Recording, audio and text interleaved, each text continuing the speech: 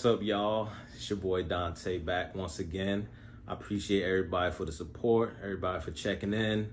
I'm back with another video. This particular video is going to be describing my experience within the short-term rental business. Those of you that know me know that I've had a pretty successful short-term rental business for quite some time now. And I just wanted to share some things based on my experience. I know there's a few people that may be interested in doing, Airbnb, VRBO, whatever the case may be, but you just need to hear someone who's actually lived it and done it to kind of decide whether or not it's for you or not. And it's not for everybody, I'm gonna be honest with you. It's a lot of work.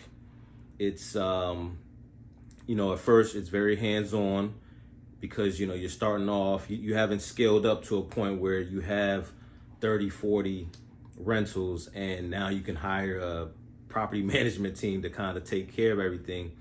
In the beginning, it's very hands-on. You got to kind of build a strong team. And I'm just going to give you 5 quick pointers that's going to hopefully help shape you within your business. If you do decide to get into the short-term rental business, and then also to help you decide whether or not it's for you or not. So the first thing I want to share with you guys, or the thought that I want to share, is to always trust your intuition. The old saying, trust your gut. The reason I say trust your gut and your intuition is because when you're on certain platforms with your rentals, there are going to be individuals that may inquire about your property, may want to book your property, but you're just not too sure, whether it be, the way that they're describing their stay, the amount of reviews that they have or don't have, the reviews that they have that reflect negatively upon them, whatever the case may be. The hair, I don't know. It could be something as simple as the hair color you may not like. I know it sounds bad, but there are people out there that do, kind of prejudge people based upon their appearance. It's not right, but if you have something in your heart or in your spirit telling you that it's probably not a good idea to rent to this person, I strongly suggest you go with that. Because what tends to normally happen when you go against that, you end up with a guest that you kind of regret later on down the line. They're very anal, they complain quite often, they leave negative reviews even though you've gone above and beyond for them. So, always trust your gut, because it will definitely bite you in the ass in the end. Excuse my French. Number 2, have patience. Have patience and have faith in your ability to provide an environment for people that want to stay at your place. So, what I mean by that is there's going to be times where your property is vacant, unoccupied. It could be 1 or 2 weeks. Hopefully it won't be more than a week, but depending on how you set it up. But it could be up to 2 weeks and you're just like, wow, no one is booking my place. Oh my God, I need to make some money. You just trust and believe that it will get occupied. It's just the right person. It's just waiting on the right person. Because sometimes people get impatient, and then what you end up doing, you go against your gut. Remember what I just told you in rule number 1. You get impatient, you go against your gut instincts. You got this person over here that wants to book. They seem a little sketchy, but your place has been unoccupied for 2 weeks. So you're like, you know what? I got to fill it up. I need the money. Bad move, bad idea. Have patience.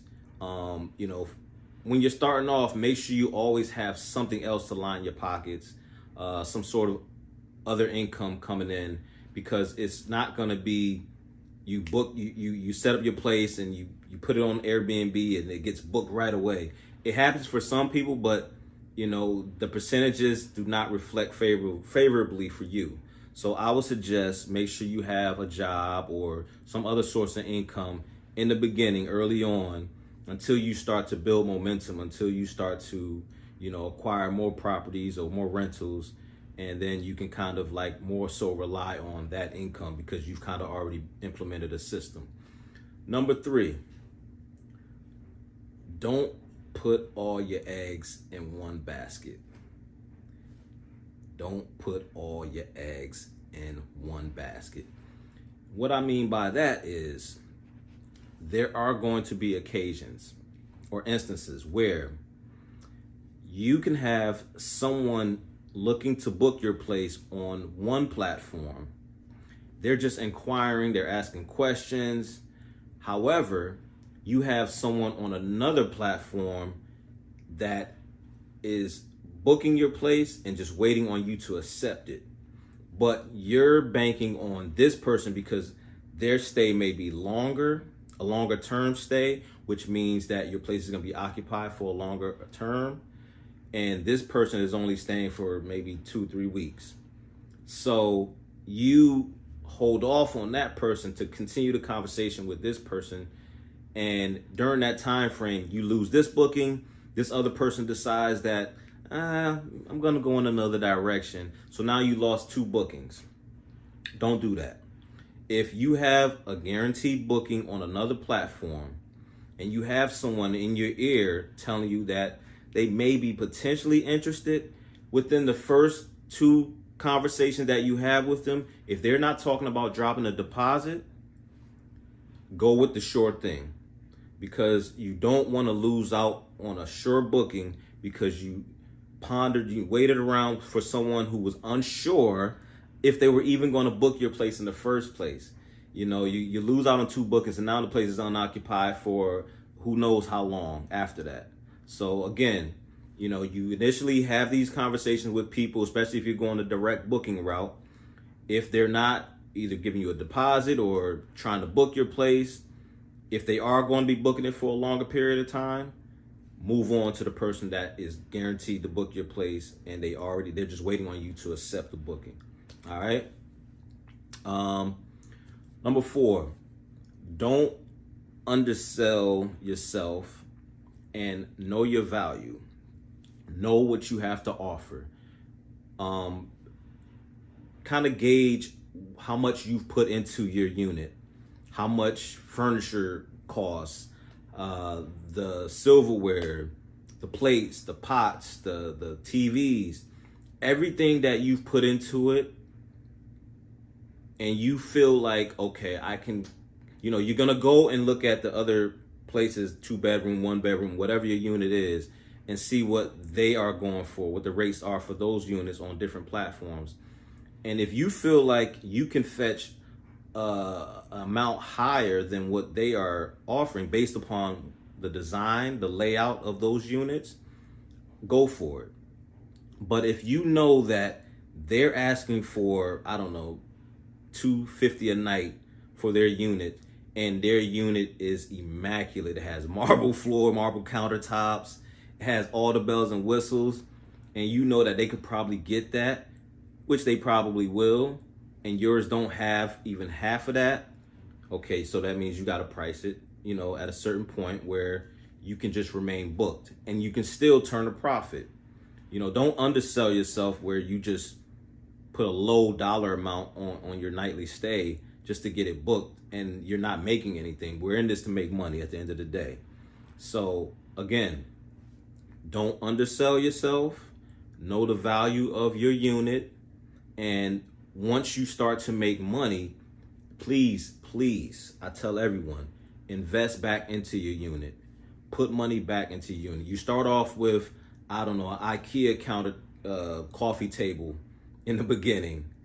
Once a couple months go by, a year go by, you've generated some money, put some money in and go get you a nice coffee table so you can stand out more on certain platforms. Because what's going to happen, everyone else is probably doing the same thing for the most part. There are people that I've seen units who look the same 2 years ago, that they look the same now that they did 2 years ago. No improvements.